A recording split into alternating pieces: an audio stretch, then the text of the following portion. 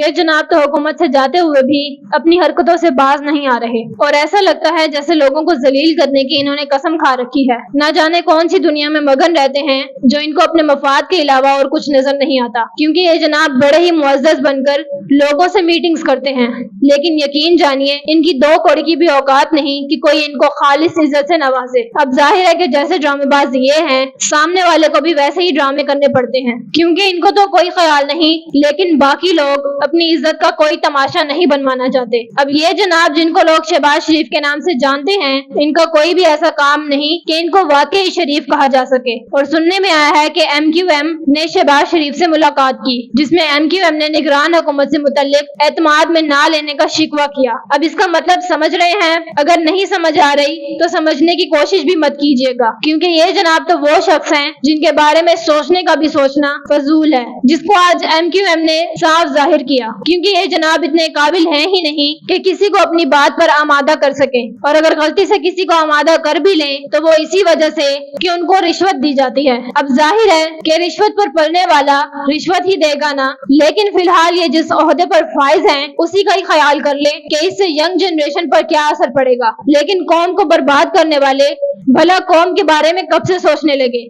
खैर, MQM से meeting के बाद इन्होंने उनको ये यकीन दिलाया कि तमाम फैसलों में उनको शामिल किया जाएगा। अब एक सवाल तो जहन में आ रहा होगा कि कौन से फैसले? ऑब्वियसली भाई वही फैसले जिससे मुल्क और बर्बाद होगा, ताकि फिर ये जनाब सारा मलबा दूसरों पर डालकर साइड पर हो जाए। लेकिन बात यहाँ ये भी है कि ये जनाब तो हुकूमत से जा रहे हैं, तो ये गलत कैसे, जबकि यही गेम तो इन्होंने बड़े ही मासूमाना तरीके के साथ खेली है। जबकि इनको खुद ही एहसास होना चाहिए कि मैं जो कर रहा हूँ और जो मैंने किया वो गलत था, लेकिन इन जैसे बेज़मीर लोगों को भला क्या टेंशन, जब ज़मीर आवाज ही नहीं देगा तो इनको एहसास भी नहीं होगा। लेकिन सोचने वाली बात है कि अगर इनका ज़मीर इनको आवाज देता भी हो तो ये जनाब अपनी ख्वाहिशात में इतने अंधे हो चुके हैं कि इन्हें अपने मफाद के आगे कुछ नजर ही नहीं आ रहा। वैसे बड़ा ही अफसोस होता है जब हम इन जैसों को भी गलत बोलते हैं, लेकिन जब इन जैसे लोग हुक्मरान बन जाएं तो बाकी सब पर भी शक होने लगता है। सिर्फ इतना ही नहीं, अब ये जनाब एक नई कमेटी बनाने का फैसला भी कर चुके हैं, और ट्विस्ट ये है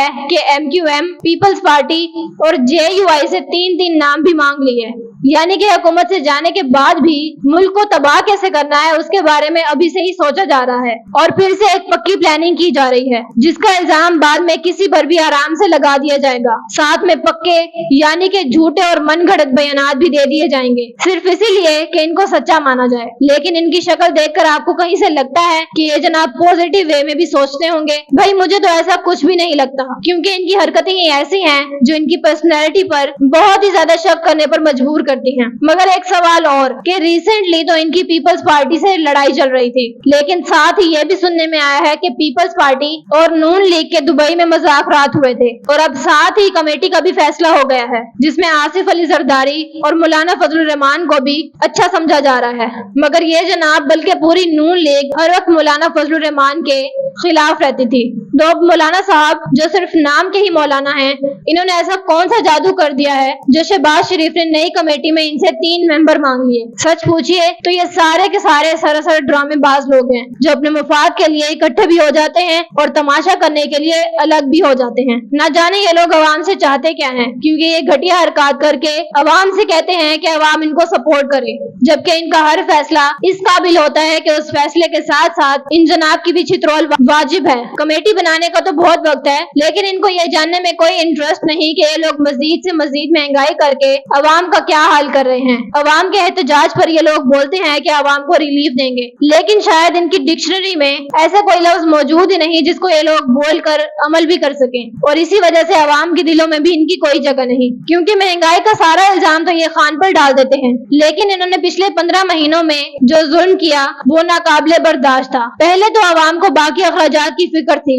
लेकिन अब अवाम 2 वक्त के खाने को भी तरस रही है। लेकिन इन जनाब को जाती कामों से फुर्सत मिले तो कुछ और भी सोचें। मुल्क के लिए कुछ ना करके भी अवाम से उम्मीद करते हैं कि अवाम इनको सपोर्ट करे। अब आप खुद ही सोचें कि ऐसी सोच पर छितर वाजिब हैं या नहीं।